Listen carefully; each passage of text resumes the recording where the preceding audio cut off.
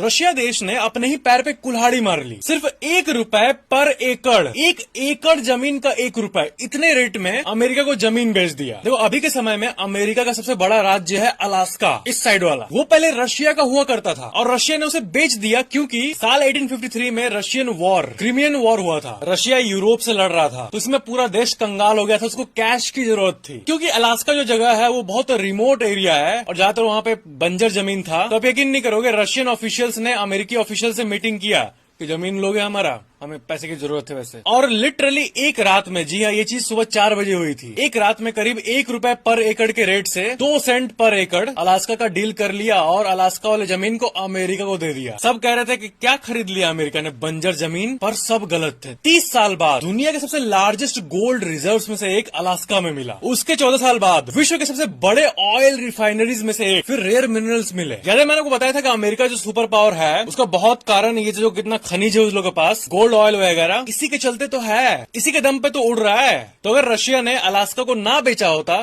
तो शायद Russia America से बड़ा सुपर पावर होता अभी। क्योंकि माना कि उस टाइम वॉर के चलते पैसा कम था, लेकिन जमीन का तेल तो कभी ना कभी तो डिस्कवर हो ही जाना था ना, बस वक्त की बात थी, है ना। एक फ्रोजन वेस्ट लैंड, फालतू लैंड जैकपॉट निकल गया। बहुत लोग अलास्का का साइज का आइडिया लेना चाहते होंगे, तो देखो हमारा जो पूरा उत्तर प्रदेश का स्टेट है ना, उसको लो और उसको इंटू 7 कर दो। उतना बड़ा एरिया है अलास्का का, ₹1 पर एकड़ के रेट में। लाइक सब्सक्राइब जरूर करना।